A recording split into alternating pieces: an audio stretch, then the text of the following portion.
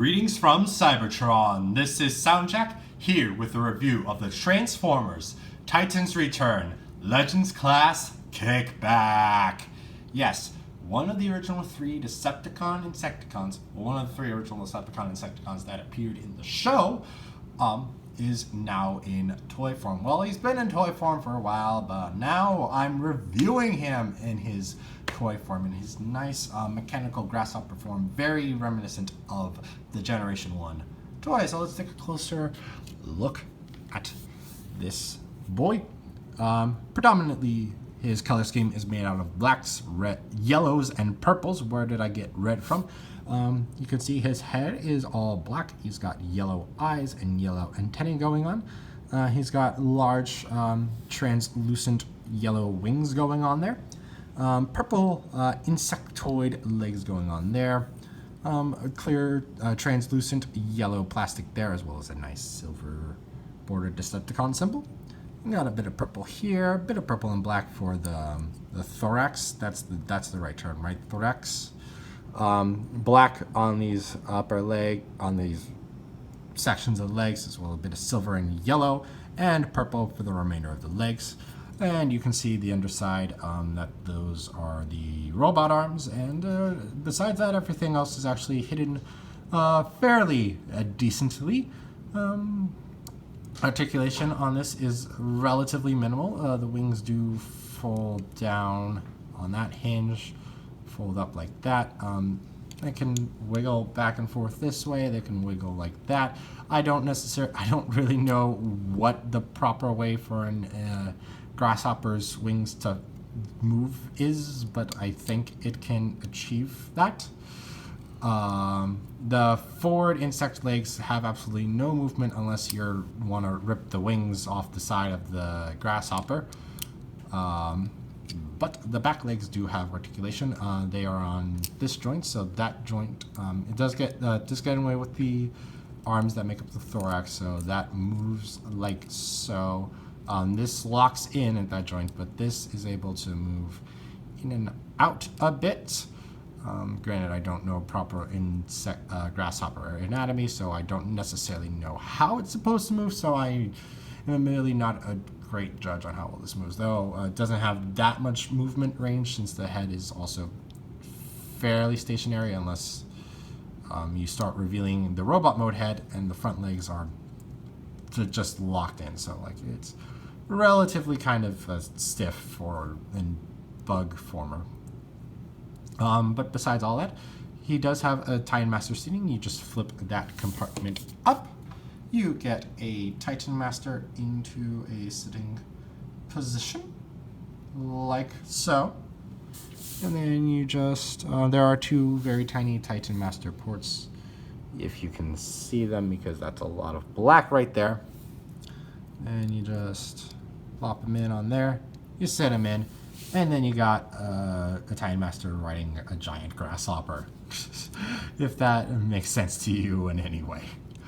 But yeah, so now let's get into some size comparisons for Kickback. Here he is next to Legends Class Bumblebee. You can see this grasshopper mode is a bit longer than Bumblebee is. We have a Deluxe Class Chrome Dome. Pretty long compared to most Legends, compared to this Deluxe figure. We got Voyager Class Megatron. And you can see how they compare.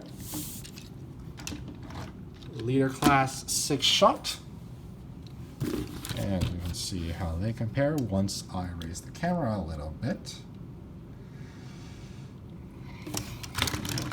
And as an extra comparison, here he is next to his recently re-released Insecticon partner, Scrapnel.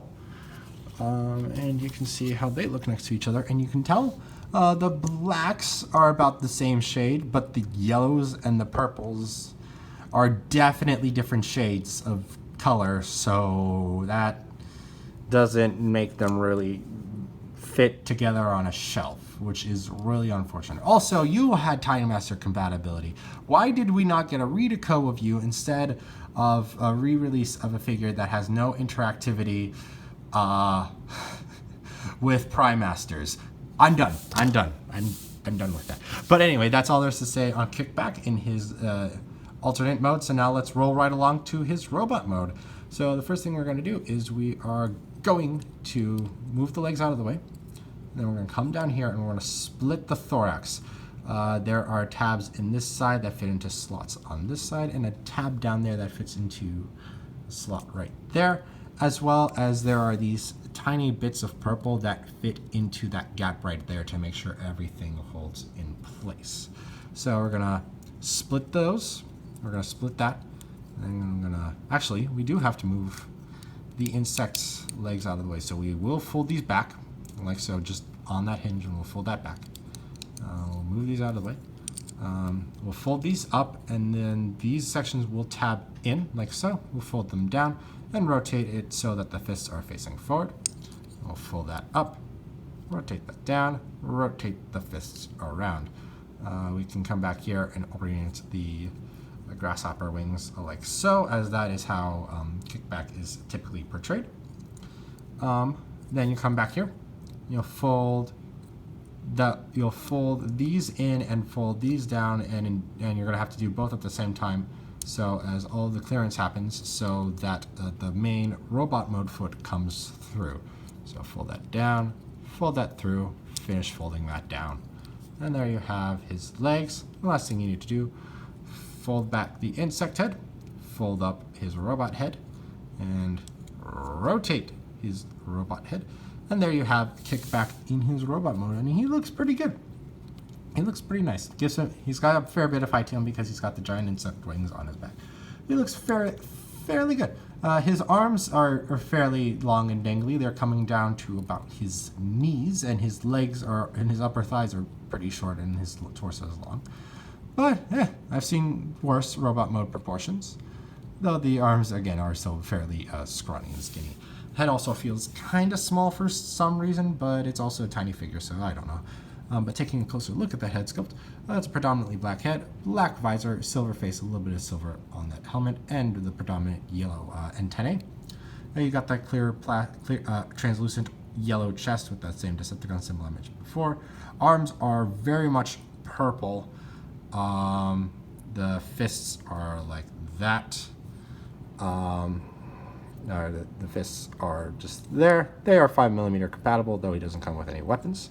His legs are able to bend that far forward, that far. Nope, we're not talking about articulation yet. I am sorry. Upper legs are purple, lower legs are black, bit of silver, yellow there, purple for the feet, and a little bit of silver on the legs. And then coming to the back, you can see all the stuff that ends up on the back. Going into articulation now, his head can rotate a full 360 degrees, able to bend up like so and down like so. The antennae are not able to move independently. The arms can rotate a full 360 degrees if you get them moving around. The arms are able to bend that far out and that far down.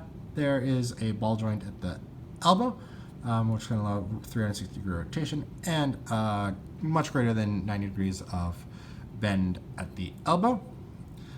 Legs are able to bend that far forward, that far back, purely because insect legs get in the way, and that far out. The knees just pop off, apparently, when you try to rotate them. No, they should rotate. They rotate a full 360 degrees. There is the reason why that got stuck in the whole leg popped off is because of the tab on that very tiny tab on the knee that locks into the knee. So you do have to have that untabbed and moved out of the way so to get that rotation. And for foot articulation, I guess you can use that a little bit, but those feet are very tiny compared to the rest of the leg, so I don't know how useful that's going to be.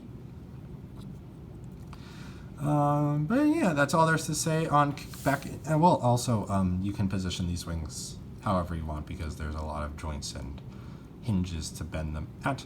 But this is my preferred positioning of those wings. And now that's all there is to say on Kickback. So now let's get on to some robot mode size comparisons. here he is with Legends class Bumblebee, and just at the top of their heads, Bumblebee is taller, but including Kickback's antennae, they are the same head height, though his wings make him much taller. Deluxe class Chrome Dome, you can see he's around his waist and the lower part of the brown bit on his chest. Voyager Megatron, and you can see he's around the thigh swivel on Megatron, like most of the Legends. And you can see him next to Leader Class 6 Shot if I move them back for you to completely see him. And if 6 Shot will stand, if I raise the camera, now you can see he's around the break of the lower leg and the knee. Of course, here he is with the channel's mascots, Soundwave and Jack. I guess Kickback doesn't like them. That's why he fell. So you can see how he looks next to them. I'll get that centered better. Yeah, there we go. You can see that. And here he is next to his Insecticon buddy, Scrapnel. And again, you can really see that the colors do not match between these two. Why? Why couldn't you have at least color-coded them correctly? With the same purples, the same yellows. But no, you had to do it differently. Ugh. But anyway, so overall, Kickback on his own is a pretty neat figure. Very G1 with articulation type of a figure. The arms are a little lanky, but that's fine. The Time Master seems cool and how it works, referencing the toy that Kickback was before he was Kickback. I like the positioning of the wings and the versatility of the wings. I do not like the fact that his colors don't match his other Insecticon bodies. That includes Bombshell, and they didn't make them all match. On his own, though, he is a very fine figure and a reasonably recommended pickup. But that is all I have to say on Kickback, so thank you for watching. If you enjoyed, please like and share this video and subscribe to the channel. You can also follow me on Twitter and Instagram at SoundJack426. Also, please consider donating on my Patreon page to help support the channel. All of the links will be in the description below. Thanks for tuning in. This is SoundJack's signing off.